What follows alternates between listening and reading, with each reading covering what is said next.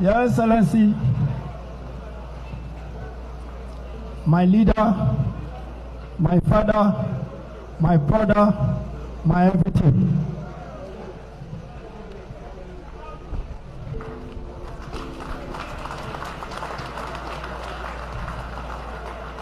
Your Excellency, the former governor of Edo State, my father, whom we share a lot in common. I want to thank the number one leader in both parties.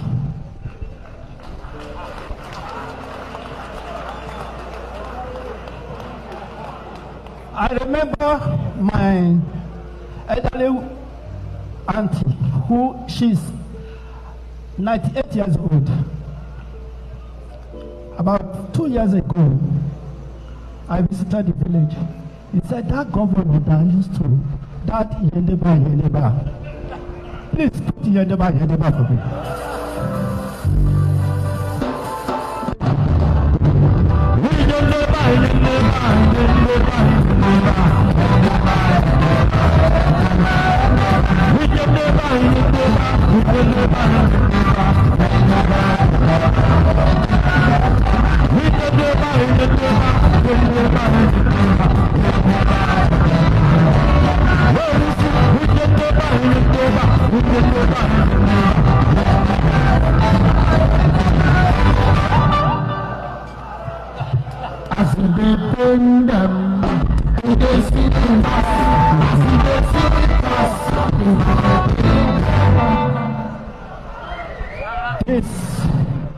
This is a testimony. This Yendeba moved from Rivers to Abuja. In no time, Abuja have achieved tremendously.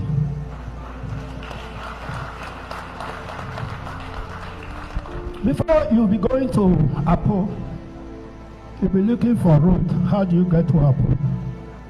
Because one bridge that's supposed to link you to Apo is not there, it's not connected. Overnight, this man came to transform Abuja. I want to tell you a secret. It's also transforming Edo right now.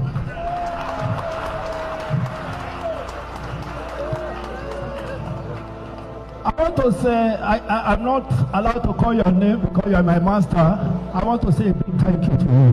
And God bless you. Thank you. Okay, so for Okpebholo, the executive governor of Edo State, this is not a hate post. This is Okpebholo's commendation post. You cannot take away the fact that this man is a good man. And no wonder, I think it was Apostle John Suleiman that he visited in his church. And the apostle said that he's a good man. So at that time, I didn't get it. But I've looked at him, right? And I can tell that he's a good man. He's a good man. He's got a human side. His humanity is how humanity is actually. And then it's quite good.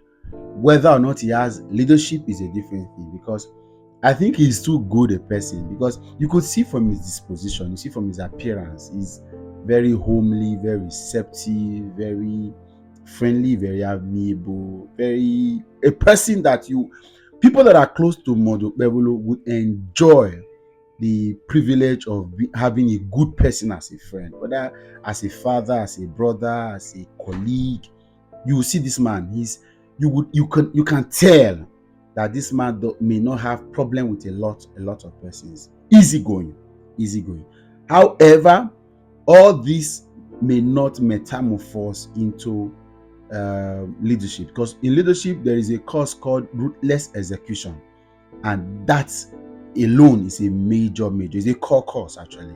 And if you want to be a good leader, you may have to be ruthless.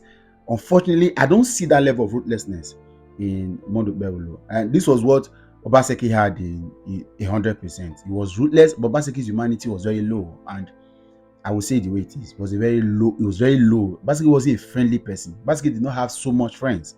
Basically, wasn't so amiable. Basically, wasn't that receptive. So, for leadership, you may have to have a bit of humanity and a bit of ruthlessness. Unfortunately, in the last 8 years, we had the leadership in Obaseki that was quite ruthless in executing, and that's why Obaseki wants to do something, he doesn't care. He does it according, as long as he fits into the vision in his head. He wants to achieve something, he goes ahead to doing it. Whether or not this guy had friendship, was a good person, till today, I can tell you, and without fear of favor, Obaseki may not I hope this is not misunderstood, may not be a very good person. Obaseki had a very small circle, very small circle. I was Obaseki's friend at the time he was gone. In fact, I was one of Obaseki's greatest critics.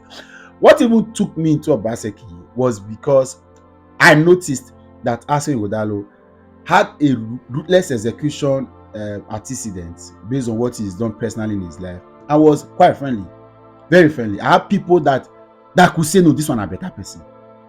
Whether they call me so Obaseki not be good person.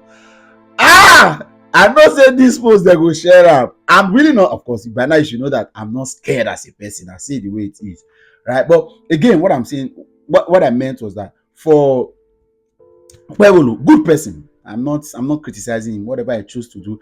I just see him and I see how easy going he is, and I like that part. So he's a good friend, maybe a good children would enjoy, his friends would benefit, family members would benefit. This is a good person.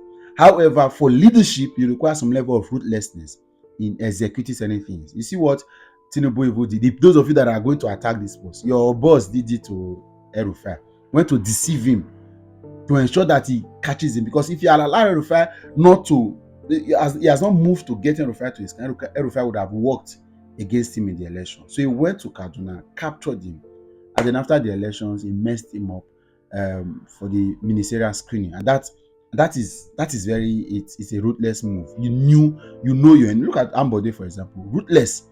Ambode couldn't return, no matter. People said that Ambode would have gone into history as the best governor Lagos has had. He was quite ruthless in his work. Sometimes he didn't care, and Tinubu has to be ruthless too in executing that Ambode off and giving it to someone and refusing to come for a second term because of this. So you see, leadership comes to the level of ruthlessness. Unfortunately, we do not have that at the moment. So to say Okpebholo is a good man, yes, he's a good man, and I am not part of those that is going to criticize him. I saw a video of people talking about him going to church to give testimony. I have my reservation, right? I am careful not to say the wrong signals. If I say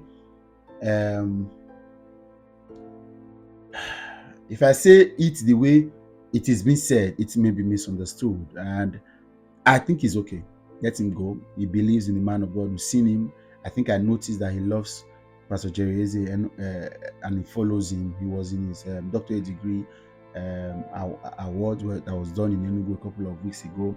That's fine enough. He's his member, and then I've also been privileged to serve in a ministry. I had governors, I had people walk, love and follow. However these people may be, I'm not sure my pastor at that time would not be calling the governor to say, why are you doing your state? How did the election happen? The election not happen. Yes, of course, some of you made very valid statements to have said the election wasn't free and fair, was rigged, and the man is going to give testimony. It's okay. Again, if some of you are friends to people that have been brutal, that have been courteous, you have not been able to tell them the truth and all that. Again, this video this that's a fact. Some of you have friends that are stealing, that are thieves. Some of you have friends that are prostitutes. You don't fit tell them, let you lose in a government. Say, don't give testimony on the altar. The election wasn't. Some of these things should be left alone. That one will be. Those are not things that we are expected, right?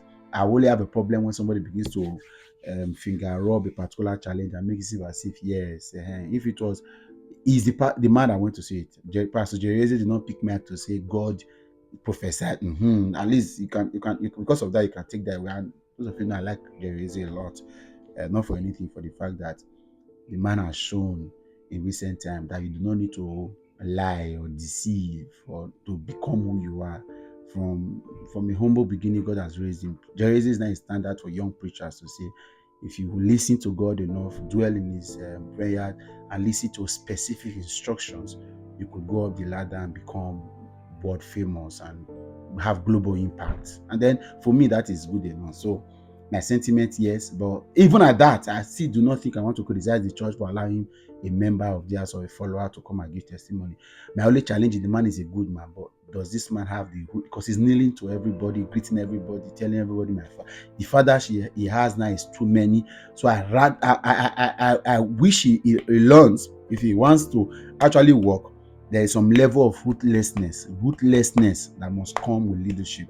And when I mean ruthlessness, is ruthlessness. So there must be a balance of humanity. Obaseki lacked humanity but had ruthless execution.